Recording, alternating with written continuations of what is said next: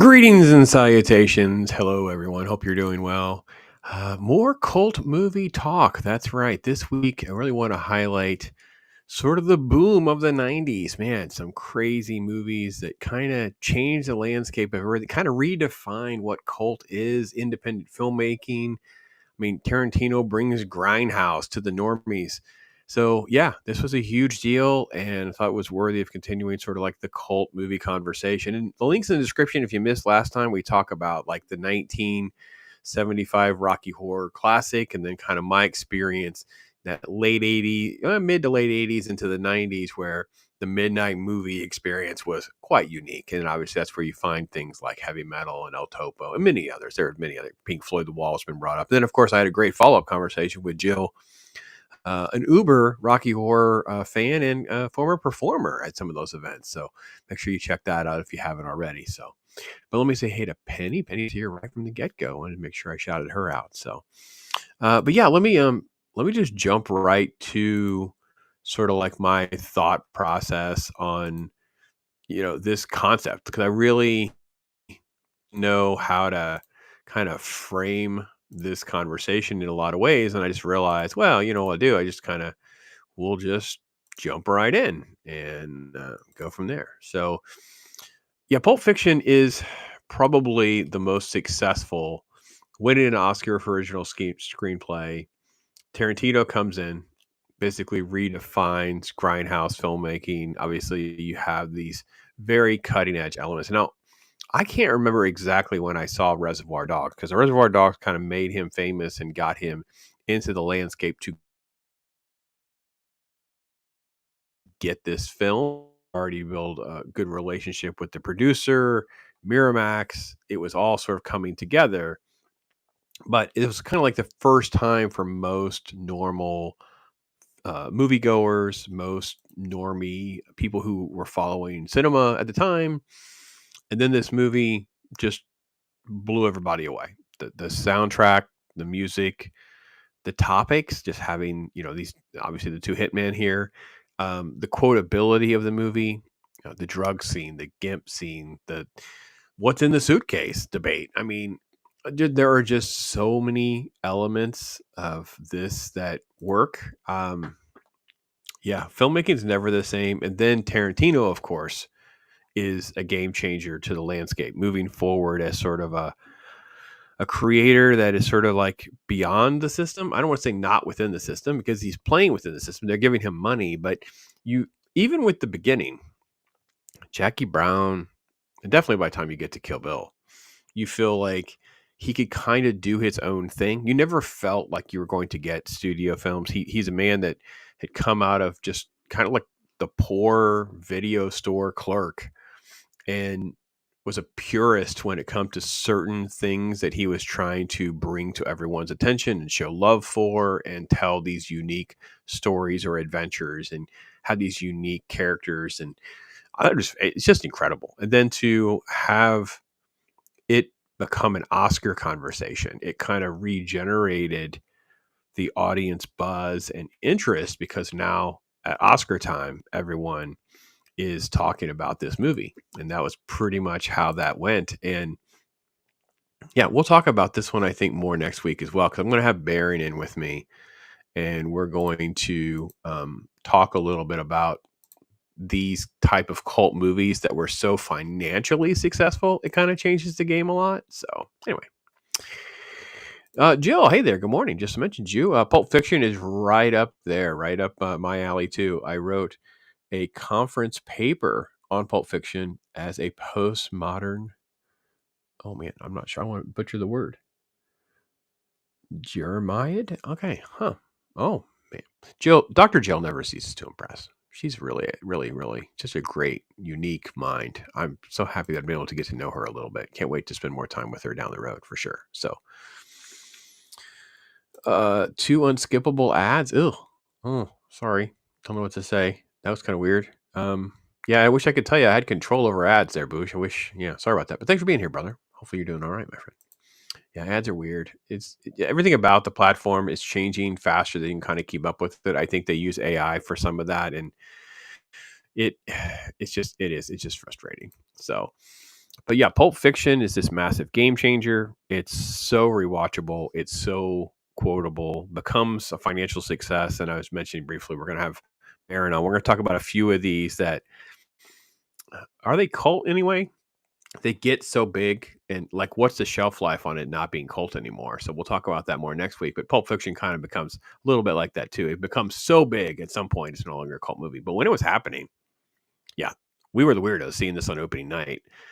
And I'm pretty sure it was something along the lines of the trailer, and that was the name drop. And then that's when we saw Reservoir Dogs. We wouldn't have seen it. It was something like that. But yeah, yeah.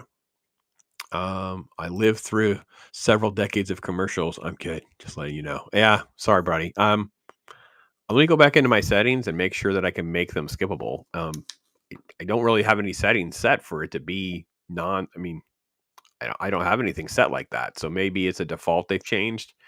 But I generally speaking try not to make people suffer through ads. Like I don't. Yeah, that's not my thing.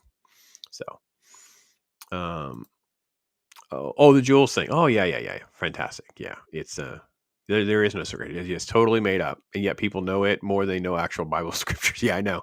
Yeah, welcome to my world. Yeah, I'm getting ready to do a review on Conclave, and there's such a butchering of the interpretation of a scripture, and it's done with an agenda to go to the end of the movie, and I'm like, yeah, it's Hollywood. It's weird. So, but yeah, great reference, and great to know, Jill. Thank you so much for that. That's awesome.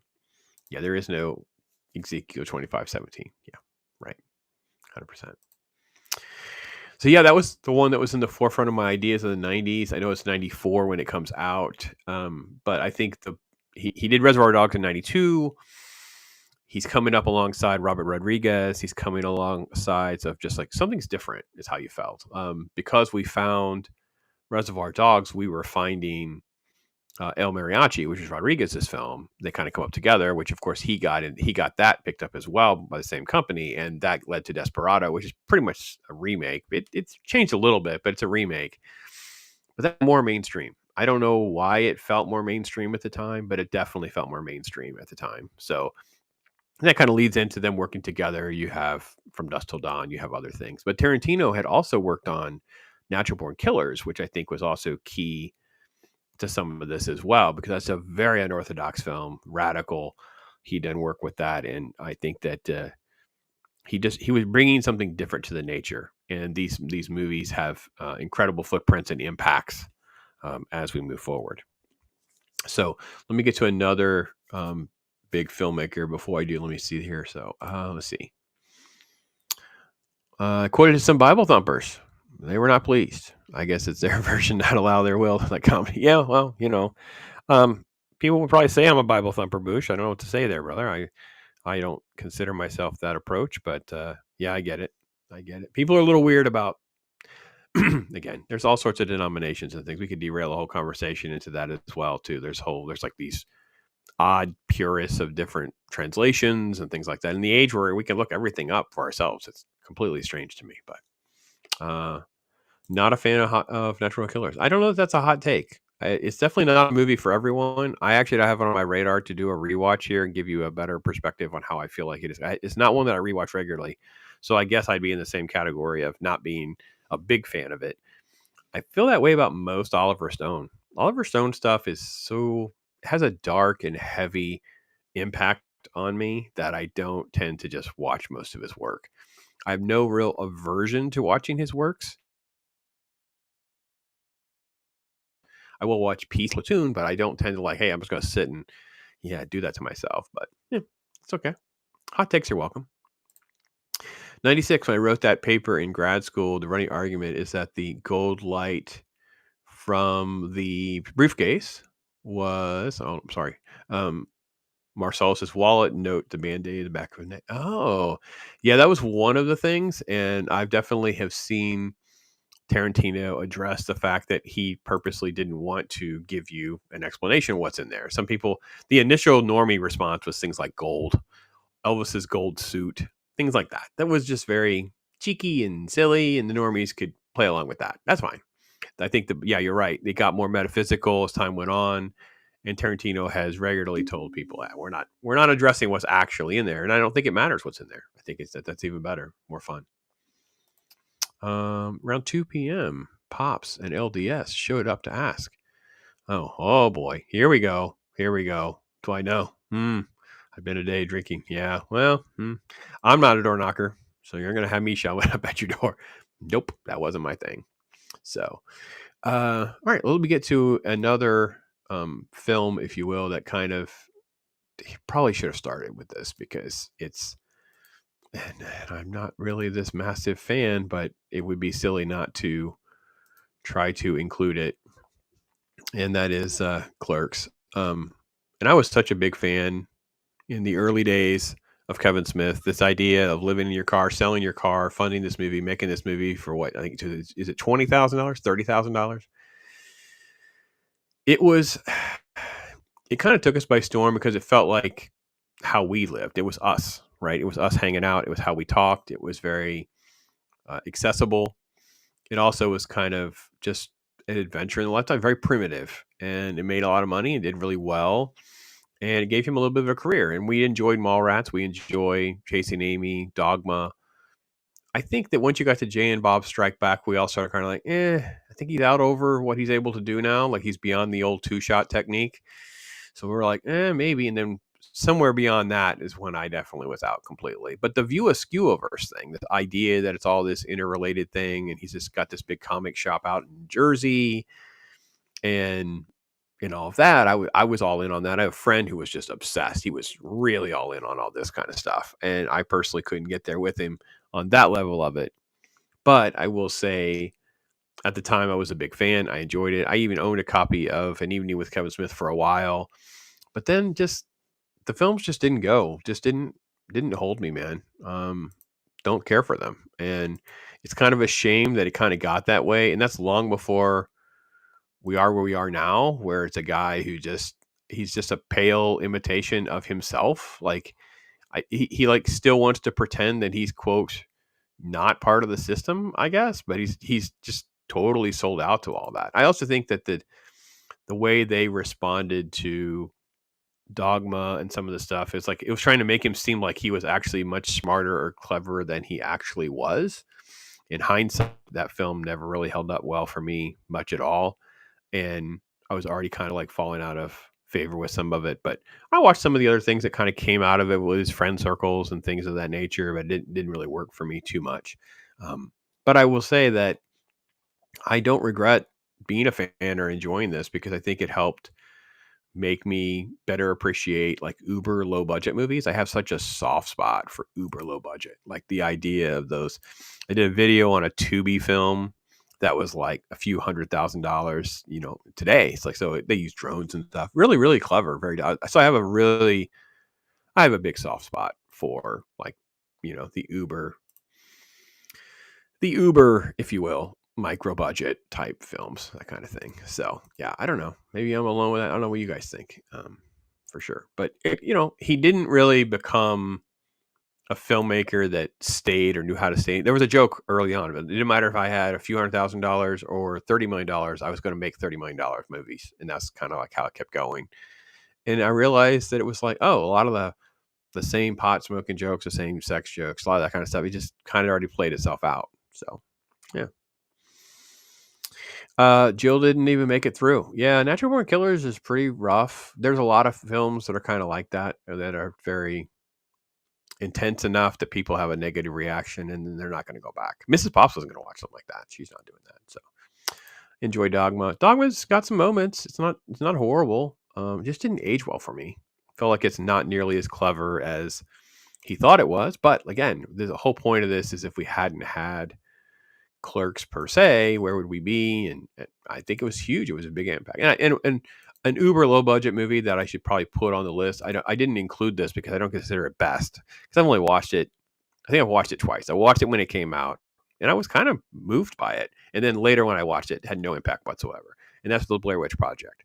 Uber low budget, found footage stuff, and the marketing was so legit. Like you just got sucked into what is going on and these kids and being out there, and it's got these weird eerie elements, And in the theater, it was unnerving. It didn't scare you. It just it just kind of made you creepy, kind of, And then when it came, I didn't see it again in theater. I saw it, obviously it comes out, and there's like no effect at all because you're in your house. There's no ambient sounds. You know what's gonna happen. Yeah, no residual rewatchability. If there's ever a zero, that would be one that has a zero for me. So I feel like it helps get people's stuff made. Like it led us to the people that James Wan and these guys end up making Saw and what have you. So it's down that avenue of these type of creatives that really get the juices going, get the thoughts going, things like that. In the 90s, it just opens up this whole acceptance, if you will, of that kind of stuff. Because before that, those uber low budget type movies, they would get panned by critics and no one would go see them. No one would give them chances. In the 90s, it felt more like cool to go see those movies. I don't know. You guys let me know what you think. I think that. So, NBK influenced Lady Gaga's Telephone. Huh. Okay, cool. Yeah, I haven't done any real deep on NBK because I'm going to do a rewatch of it. So usually what I do is I'll watch the movie first, then I'll kind of go deeper into backstories and trivia and things like that. And I'll watch a few behind the scenes or trivia type things, whatever, before I do a video and see if there's anything worth really getting into. Because I'm not going to do a dive deep with it. It's not going to be a talk hard. It's not going to be anything like that. I don't remotely care for that movie enough for that. So. Yeah, gross, stupid, vulgar, but it's probably at its best. Like, yeah, I mean, I think it's kind of like Dogma. Jay and Silent Bob was just annoying to me. Yeah, I think at that point it kind of ran its course, and he was beyond his skill set. He's like tapped out. What was actually going to work or not work, but it was a key thing to not only his career but other people like that. Studios were taking notice. Like, wait, I could go to film festivals. I could find these kids that are making these movies, uber low budget, and that's in the 90s was this door was opening, right? Because you had the Rodriguez and Tarantino stuff over here, Kevin Smith had opened with Clerks stuff over there. It kind of just kept going. So I think that's what's fascinating about this era for sure. Oh, hey man, good to see you. Thank you for being here. Brabus Zero says Train Spotting. Somehow it seemed it never clicked in the US as much as well, it's 100% true. And I had that on my list of things to kind of talk about was Train Spotting.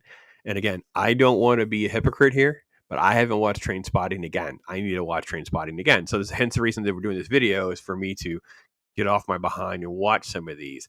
And I couldn't agree more. People talk about Train Spotting like this masterpiece type film, and for us in the US it just didn't go. It just didn't click, and I don't totally know, and I haven't watched it in so long. I don't want to be unfair, but it opened up the door. Like, let's face it, we wouldn't have had Danny Boyle, wouldn't have had Ewan McGregor. We wouldn't. There's things that happened that were massive, so it definitely deserves that kind of credit.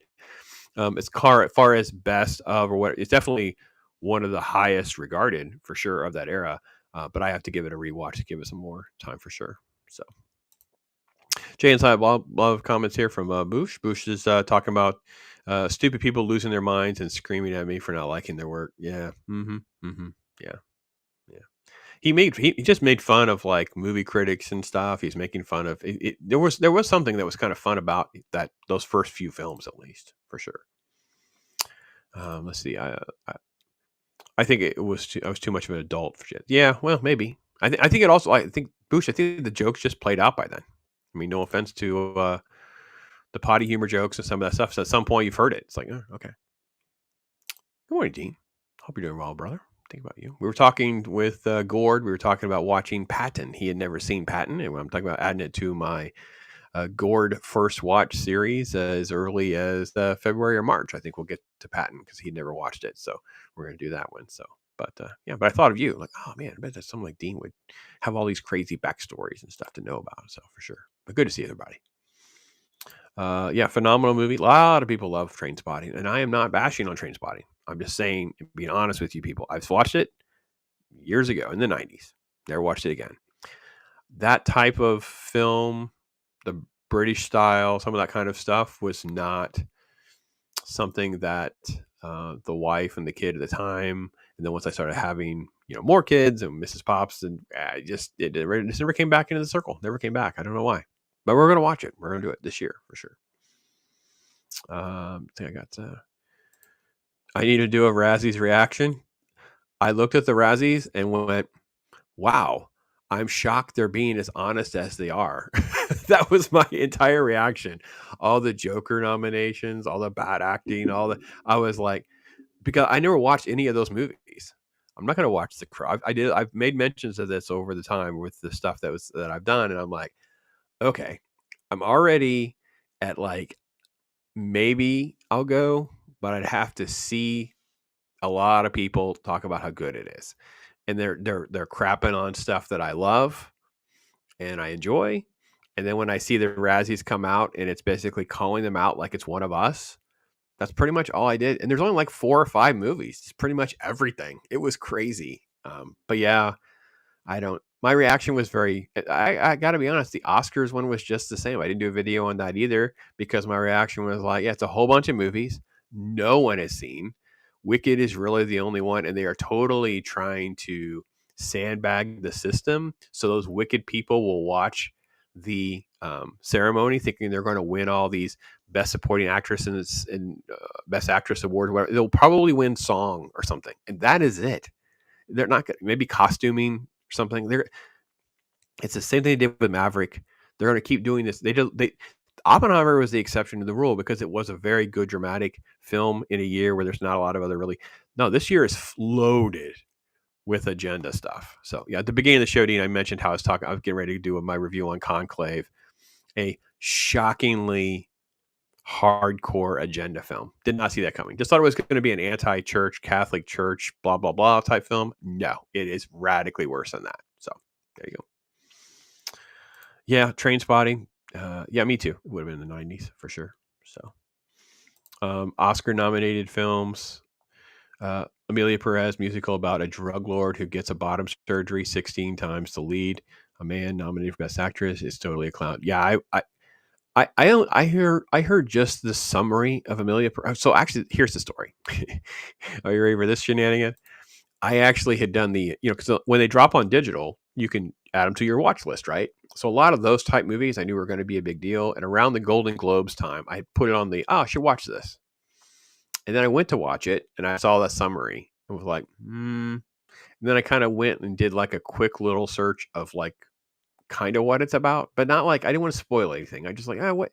And I realized, oh no, it's exactly just, yeah, it's crazy. I'm not watching it now. I don't need to watch that.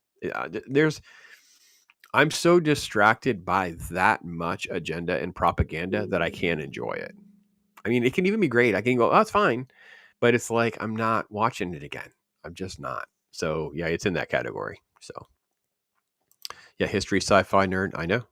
So I always think of you with stuff like that. So yeah, the high art stuff kind of puts me to sleep. Well, and that's what's interesting about us all. We can all have those kind of conversation for sure. Hollywood women's rights. Oh, also Hollywood. We're removing women from awards and sports. I know. I don't. There's so much crazy. I don't even understand. I don't. You derailed the stream a little bit. Hey, Steve Ransom. How you doing, buddy? Hope you're doing well. All right, let's get back to the next one. Really was a big one for me, and I want to say because I have to be honest. This movie I loved from the get-go. Now, the Coen brothers, they had a lot of good stuff. I'm not trying to diss on Lebowski, so everybody out there knows. But they'd already done Fargo. They're very successful. They'd already done a couple other things that I thought were interesting. Even Barton Fink. I was probably the only one in my little friend circle that saw Barton Fink in the theater and thought it was really good and had a good time at the time. I've not really watched it, so I'm kind of a hypocrite, right? It's not like it makes the rotation or anything. But Lebowski was a multiple trips to the theater. I mean, I love this movie. We were quoting this movie right from the get-go. I couldn't believe how much fun this experience was. Sorry, I had to take my hit of my Dr. Pepper Zero. With that said, though,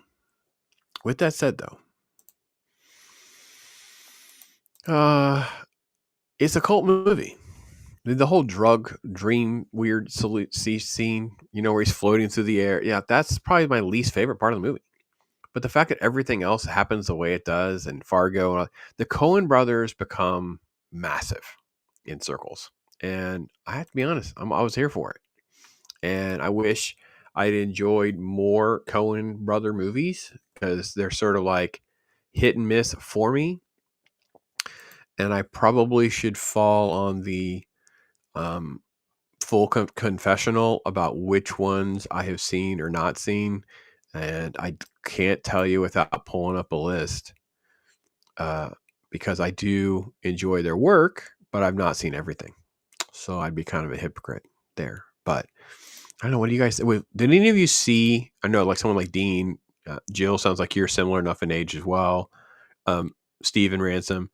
Did you guys? Oh yeah, Penny, be safe driving because, dear Lord, the roads are nuts. I don't know what's happened. Yeah, I totally get it. Feel free. Check back with me. Let me know how things are going. I like Big Lebowski. Even on regular TV, the ADR, the curse word rant. Oh my gosh. See, that's so up my alley. I love the fact that made up words and regular words are like, that's so funny to me. We had the one, what was like, it wasn't Mother Humper, but it was some ridiculous. I don't know. Ironcaster brought it up on one of the shows. Oh, it was so great. And I would actually have to find that and see if I could get like an ADR version because that would actually make me laugh. Yeah, it's fun for sure. Yeah, this is a massive thing for us, Dean. I think we're in the perfect age bracket where we embrace these type of quotes and interactions and stuff right from the get-go, for sure. So, boosh, look at us, cut from the same cloth. Least favorite part. I don't know. It's this weird draggy thing that they put in there just to like he's high. It's like I don't. Why did we do that? It was just weird. I think that one sequence kind of messes up the pacing. I just get uninterested, and usually I pause it, then I go to the bathroom or get a drink or whatever. Then I come back and I kind of just fast forward past that part, and then I pick up where I'm going. I don't really usually watch that dream sequence usually ever, but I've never done a video on my channel on Big Lebowski, but I've been on two other channels talking about Big Lebowski. So I've watched this every year in the last 2 years because of that, but not for me, for other people. So we'll see what this year brings. Don't know yet.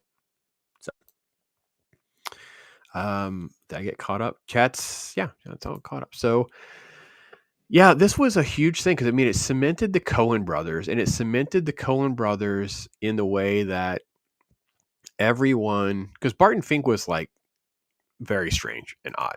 Fargo won a ton of awards, so now they got the freedom to do something weird that they'd want to do, like Big Lebowski, right? Because Fargo made like a ton of money, lots of awards, lots of recognition. And I already knew who they were because once we got to Raising Arizona, I was all in. And I love Miller's Crossing, which is kind of an underrated gem that I need to rewatch as well. Because I was working in the theater around that time and saw that in the theater multiple times because I worked there.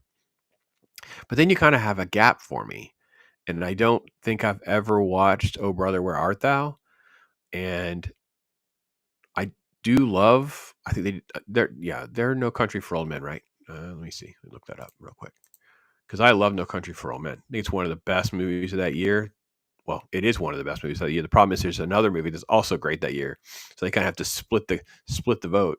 And their remake of True Grit is fine with me, even though that's kind of blasphemous to bash on I don't say I'm bashing the John Wayne version. I prefer both. I like both. It's okay. It's one of the few times I can actually say something like that. But the idea that the Coen brothers were now a thing and so big, I still don't know that I consider Coen brothers mainstream. Like did they ever get into like mainstream? I'm not sure that I would consider that per se. And I don't know who I would who is like the Coen brother disciples, who, you know what I mean? What's this guy? The guy that did Being John Malkovich, maybe Spike Jonze, some things like that. The Donnie Darko type movies kind of can be credited back to Coen brothers' success. I think that maybe, I don't know. What do you guys think about like Dazed and Confused? Like we got Dazed and Confused also in the 90s, and I don't know kind of how that got made because that's a weird movie that in a lot of ways it's one of those things where if you can't relate to the events of the movie and the time or whatever, I'm not sure that movie really. I'm interested to kind of find someone like my son or something to watch Dazed and Confused to see if they like it or not, because I don't know what resonates. But if you want to know what life was like then, watch that freaking movie because wow, that's good. But it's just become an explosion during that time for sure. So, all right, Dean, let's see. The only Western remake I consider equally as good as the original is Monty Walsh. Oh, wow. You catch me with my pants down. I have no idea what that is. I don't know what that is, Dean. I have no, I'm writing down Monty Walsh. I have no idea. Monty Walsh, Dean. That's all I'm going to write down. I'll figure it out. You caught me, Dean. Don't idea. No idea at all. Sorry. Adventures of Baron Munchausen is so much fun, completely insane. Yeah, that's true. That's a good movie. It's a fun movie. Haven't watched that in a while. This is the thing too that got down the rabbit hole with the '90s cult, with the cult movie concepts, right? And how it evolves from what we had from the '70s into the '80s, and it still got just like cult movies from then got overshadowed by the technological advances, right? Spielberg and Lucas and Star Wars and Indiana Jones and then Back to the Future and the horror genre, all the slasher stuff, all that. So all of that just kind of made cult movie stuff kind of an afterthought, and VHS exploded. So true cult stuff in that era just didn't, it was like VHS type stuff. Then with the 90s, the cult stuff was a slow rising thing. So for me, Tremors was probably the first cult movie that bombed the box office. That was like a hit on VHS. Everyone loved it. I had seen it 3 or 4 times in the theater. I love it to this day. I watch it every year. And then you had Reservoir Dogs and El Mariachi and The Rise of Tarantino and some of this stuff. So yeah, the list goes on though. If you look at like these lists of 90s cult movies and stuff. So yeah, Baron Munchausen is a great name to throw out there too. That's a fun one for sure. Yeah, I don't know. Munchausen mid 80s? I thought it was later. I don't remember that in the theaters like at all. Baron von Munchausen. Here we go. Oh, you are 100% right. Bush, 1988. That must have come out right before I started working at the theater. Is it early in that year? No, it's in December. No, it came out. No, that says U.S. So it's March of '89. Huh. I wonder why I don't remember seeing that in the theater.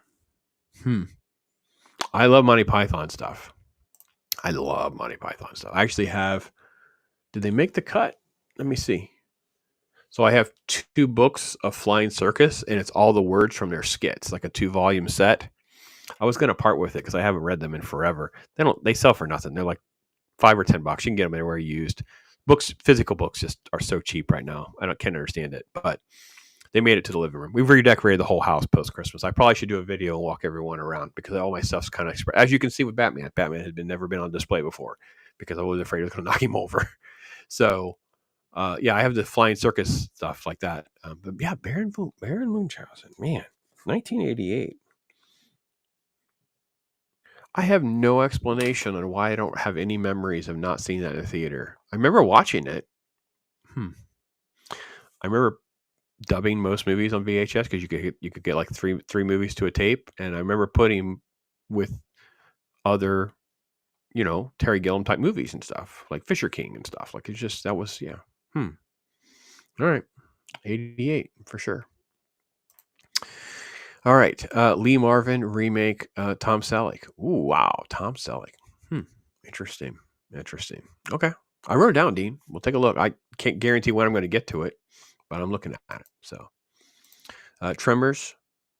Tremors great, but those movies got progressively worse. No, I didn't do that. No. Yeah. So this is an ongoing Talk Hard issue because Tremors is one of the very first movies that we did for Talk Hard, and Ironcaster is always trying to get us to watch, 2 or beyond. I have zero interest in watching 2. There's one Tremors movie for me. I wouldn't be opposed to sitting through Tremors 2, but I'm going to be honest. I'm going into it knowing that it's not a good movie. I like Bert, but it's just a bad movie. But again, I like Ron Underwood. That's right. Yeah. So, Sky Bandits. Yeah. That's an interesting one for sure. Yeah, it felt like a little ahead of its time. But that's kind of how Terry Gilliam was. Terry Gilliam doesn't feel like he has a time. Like he seems like he's always beyond the timeline and time that he's working on. With what he was able to help co-create and work with the in the 70s with Holy Grail and Life of Brian and all the stuff that they do headed into the 80s. And by the time he's really doing its own thing between Time Bandits and then into Brazil, because Brazil is kind of like 1984 type stuff, and then you get into Fisher King. But then when he gets to 12 Monkeys and Fear and Loathing, now Fear and Loathing is definitely a massive cult thing. It's just not my kind of thing. I get it. I totally get why people like it. It's just not my thing. So it's one of those. I consider them one of those where I can say a movie is really, really good, but I really don't want to watch it again. Like a one and done kind of thing for me. Those are usually heavy dramas and usually Oscar type things that I can appreciate. I can say how I can understand why they're highly regarded, but I'm not going to watch. Fear and Loathing's like that for me, but I totally get why some people love them. Yeah, for sure. Let's see. Between 88 and 92, we all started drinking. Could that be? Yeah, you say 88 like that's when it started, but I was not a good human. I was a terrible person. I was not. I was not a good person. So, let me see. Let me close some windows to make sure I'm not messing anything up and go to my final one that I kind of threw up against the wall. I'm glad you guys added a few more too, because that was definitely what I wanted to kind of get to. And I will say that um, this one, oh man. Now, I knew who David Fincher was, and I don't hate on Aliens 3 as much as most people do, because I feel like that's not even a real Aliens movie. That's the byproduct of a ton of crap that the studios just kind of wanted to do. So it's kind of frustrating, but I get it. You know what I mean? It's like the style was there, the uniqueness was there, some interesting camera angles were there. The story's just dog crap. So David Fincher goes out. He's going to go back to work. So he had a lot of commercials. He's doing music videos. Like, that's David Fincher. Like, we get it. I know. I knew that's who he was. And I think he'd come up as a name. I want to say it came up in like some sort of press release, something that happened. We figured out he was directing this film called Fight Club. And then it was like a friend of a friend kind of thing, like knew what a Fight Club was. Because that was like, for me, I was like, what are you talking about? I don't understand. And then, of course, it just become the rabbit hole. Like, oh, I'm actually pretty interested to see this movie now. So it was incredible right out of the gate. And now David Fincher's the thing. And that's kind of that's how I felt. You know what I mean? Like I had to kind of work through this process to get there. And that wasn't always an easy thing. But I'm happy that it worked out that way because we had to go through the Aliens process. Now he did 7, which obviously did really, really well. And a lot of people knew him from that. And I'm sure that's why he was able to get Brad Pitt for this because he liked working with David Fincher. But the Fight Club thing was this massive phenomenon. It became this thing kind of pre 300, pre some of these toxic male like labeled movies. This was one where it's like, wow, yeah, this is freaking great. So let me see. Oh, you're just Steve Ransom's just smiling at my past, huh? Yeah, I understand. Yeah, well, I was not a barfly guy. I have too many predispositions to bad things. Not good. Not good. It was 1969, the Great San Francisco Acid Wave. It was a club called Fur. There I was, Mother of God. There I am. Oh, yeah, I know. Good. It's good. Yeah. I get it, man.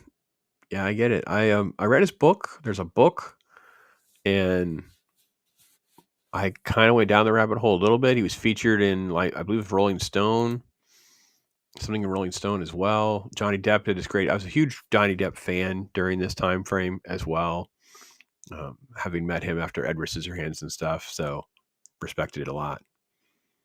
But back to Fight Club, just I was always just impressed, and I at the time I don't think I knew much about Edward Norton.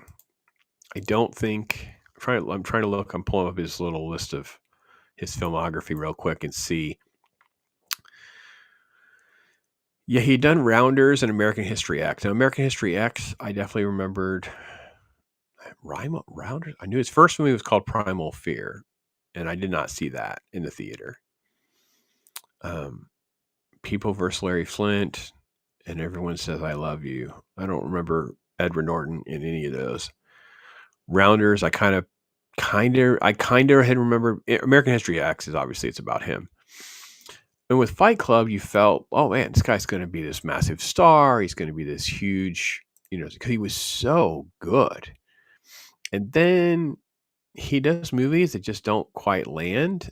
But more importantly, it gets out. And by the time you're at the mid 2000s, I would say, everybody's talking about the guy's a complete douchebag to work with. He's a complete hassle. He's a complete nightmare. It's a disaster to work with. So much for that. But Brad Pitt, man, 12 Monkeys, Fight Club, Seven, these kinds of things, he was just large. And we didn't mention True Romance, which was the part of the Tarantino verse and, all of that kind of stuff, working on that script and stuff. So it also was one of those. But that was probably not. That's Tony Hill's a very mainstream. Isn't it Tony Hill? I think did that one. Big film. So let me take this down and do that. 90s films had a lot of potential, but they took some chances I wish they had not. Starship Troopers. I know. Oh, we scratched the wound. Sorry, Dean. Get it. David Lynch, David Fincher. Oh, I am not a David Lynch. I mean, I love, respect, and R.I.P. the recently deceased David Lynch. Get it. But I'm not a Lynch person. I love David Fincher's work. I think most of his films really resonated with me. I've always really enjoyed David Fincher's work. I don't go back and rewatch. I did for a long time. I think I burned Blue Velvet up, man. I burned that. I had it on VHS, and I think I destroyed that tape watching that movie over and over again. But just can't, and I just don't. Yeah, I don't know. I can't always explain it, Stephen Ransom. So, yeah, David and William. It's funny you said because William Fichtner is in Contact, which we talked about yesterday with Gord. So, ever seen them together? Mm-hmm. Well, he's the lawyer, Larry Flint. I don't remember Larry Flint at all. Watched it one time. I remember Woody Harrelson being fantastic as Larry Flint, and the fact that it was like this free speech movie of its time. But that was really all I remembered. I don't know as I really watch it again. Fright Club freaked me out in hindsight around September morning of the 11th. Huh. Yeah. No, I loved it, man. I loved it. And I loved movies at the time who just weren't going to spoon feed the audience. And again, it just catapulted the concepts of having movies that would twist and turn. It's the reason I said, being John Malkovich and a Donnie Darko and those type of cultish movies kind of lend itself to that David Fincher approach and the success he had with movies like this, for sure.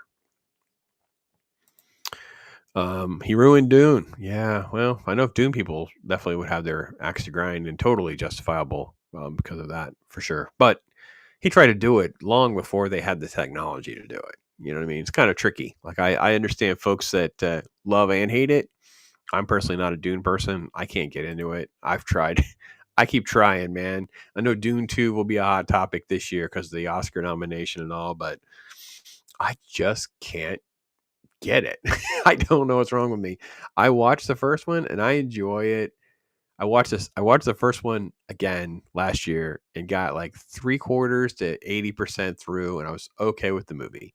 And it's not a great movie for me. It was a very solid movie for me. And then that last little piece where there's water around the sand and we have to have Zendaya, I was bored. And then I know the movie abruptly ends. I'm like, oh.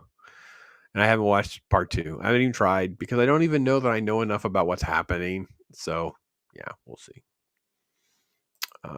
Still like Dune 84, Duneophile. Oh, well, let go a lot of things because of lack of tech. Yeah, see, that would make sense for me too. I would be like, I haven't watched Dune 84. We were supposed to watch Dune 84 last year for Talk Hard. Then the part 2 movie kept getting moved. And with it, Talk Hard just ran out of slots to put it in, so we just skipped it. And we said, well, we'll do it then, and then just never did. So yeah, it just never happened. So I didn't have a reason to go back and watch it for that either. So I've just kind of skipped it. But I don't know. You guys have any other ones that you want to dust off? Feel free to put those in the comments. I really have enjoyed venturing down that rabbit hole of like the 90s era, because I think that the stuff that was before this were very obscure and very odd, right? Even like Clockwork Orange or Harold and Maude, and these are movies that were so you were definitely not part of the mainstream if you were a big fan of these kind of movies. Once you get into the 90s, it started changing. These directors and the money and everything starts flowing, and they knew they could get a lot of money on the back end with VHS and then ultimately DVD sales. So this kind of kept flowing a little bit easier than I think it had the previous 20 years. So the risk could be taken. You could see some more experimentation. The grunge stuff, like we had Reality Bites and we had Heathers and we had Pump Up the Volume, and we have little nichey things that really wouldn't have normally have gotten made, but you're like, yeah, you don't have to put that much money in it. We get a little bit of a return here and there, and little things make money because they can sell soundtracks, they can do all sorts. So very interesting strategic time that I think is kind of what we probably need to head back to. It's just kind of like that type of storytelling and stories. And the problem is the only ones they're making are like these Oscar ones that I mentioned earlier, where they're like massive propaganda agenda ones. They're not doing fun ones, and they're not telling like a small story that's interesting. And when they do those, they end up on some streaming service that you hear about from some friend who says, this one's good. Have you watched it? And most time there's just too much content. So yeah, interesting. Yes. Let's see here. Johnny is not the star. Yeah, Johnny is not the star. Denis Villeneuve, the Dune movies. Ruined movie more, in my opinion. They were kind of cool, but they did far more damage to the lore and story. Oh, interesting. I think you're kind of in the minority, but I think most people like them. I've no interest in seeing. No interest? Huh. Is there something wrong with me, or have I gotten rid of that? Wow. You're in the minority there too. That is literally on my next up kind of list. So I bumped Conclave back up because I knew of the Oscar stuff and I wanted to get it out of my to-do list. But Nosferatu is right there and did get a couple of nominations. So I'm interested to see. So, and Cult became a trademark. Oh, yeah, kind of. And it's like, but I think we just don't call things cult. I think it's the difference now. I think they're still cult. Like I think RRR fans are fans of a cult movie. They just don't know it because it's not a cult movie in India. But it's the gateway drug to the Indian cinema. Like that was the drug for 2022. Like it's this massive thing. And most people that loved RRR went down their rabbit hole and at least watched 2 or 3 others. And they have an appreciation now for some cinema they didn't have before. Many of us did that with different type of films over the years, and that kind of is the same kind of thing. It's a gateway film. It opens up the door. It opens the door for a filmmaker or an actor, things of that nature. So anyway, that was my take on it. I'm so glad so many of you came and hung out with me today. It's super cool. So many of you out there. I'd love to see kind of what's next. Next week, we're going to have Baron. Baron and I are going to talk about how cult movies can become so big. Like, what's the expiration date on it, quote, staying cult? Right. So we'll give you some examples. We can talk through like the financial success or the reputation of something can get so big. It's almost silly to call them cult now because you're so far removed from when it was in the cinema. That's the other part too, right? It's like when you start fast forwarding decades, a movie that is cult isn't really cult anymore because everybody treats it as great and it's available on streaming or digital or whatever. So it's a different thing than what it was when it was initially released. So that'll be a little bit more of the twist on this for sure. So let's see. I hate Denis Villeneuve version because it isn't Frank Herbert's. Yeah, well, that's welcome to my world, Bush, with nearly anything superhero or comic book related. By the way, if you're not a member, it'll be dropping in. It's here soon. I did a thing on Superman Doomsday, which is the DC animated movie, which is supposed to be an adaptation of the Death of Superman, and it is. I forgot how little Death of Superman there is in it. I haven't watched it so long that I was disgusted. I was disgusted by it because there's no death of Superman. It's such a joke. They literally lift like a couple of moments, but it's just I'm sorry. I can't be critical, Phil. No, I can't. I'm with you. I'm with you. Dean's the same way. Dean talks about the Starship Troopers. That's trust me, you know, an axe to grind. Starship Troopers and Dean. He gets you, man. Yeah. Oh, he made the comment. Look, see right here. Yep, right there. Oh yeah, down on that hill. And I get it. I totally get it. Totally get it. So, well, folks, thanks for hanging out with me. I had to get back to the stuff, see what Mrs. Pops has got lined up. Got my day job stuff lining up. What's going on? I appreciate you guys hanging out. Tuesday, we'll be back with Talk Hard, doing Magnificent 7 on Tuesday. And again, cult stuff we'll do again next Friday with Baron in the house. So feel free to check back with me and hang out with me then. Take care, everybody. I am Pops. Thank you for